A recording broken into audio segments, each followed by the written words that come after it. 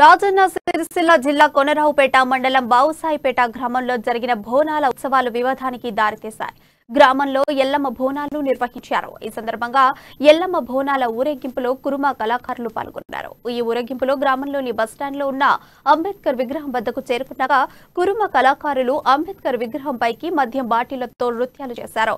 దీనిపై పలువురు ఆవేదన వ్యక్తం చేశారు. దళిత సంఘాల నేతలు అంబేద్కర్ విగ్రహం వద్ద ఆందోళన చేపట్టారు. విషయం తెలుసుకున్న కురుమ కులస్తులు అంబేద్కర్ విగ్రహానికి పాలాభిషేకం చేసి తప్పు చేశామని వేడుకున్నారు.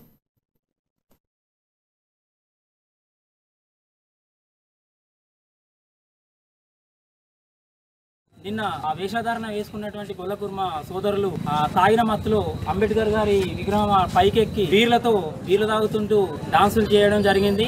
అలా చేసి మా అంబేద్కర్ గారిని అవమానించిన ఆ సందర్భంలో మేము వాట్సాప్లో వీడియో చూసి ఈరోజు పొద్దున్నే హుటాహుటిన బయలుదేరి సోదరులు బావుసాయిపేట మిత్ర బృందం అందరితో కలిసి వాళ్ళతో మాట్లాడి నిన్న చేసిన దానికి మీరు ఖచ్చితంగా క్షమాపణ చెప్పాలి అని చెప్పేసి ఊరు సమక్షంలో ప్రతి ఒక్కరిని కూడా కలిసి మాట్లాడి వాళ్ళతో నీళ్లతోటి పాలతోటి మరియు పాలాభిషేకం చేయించి దండలు వేయించి అంబేద్కర్ గారి కాళ్ళు మొక్కించడం జరిగింది.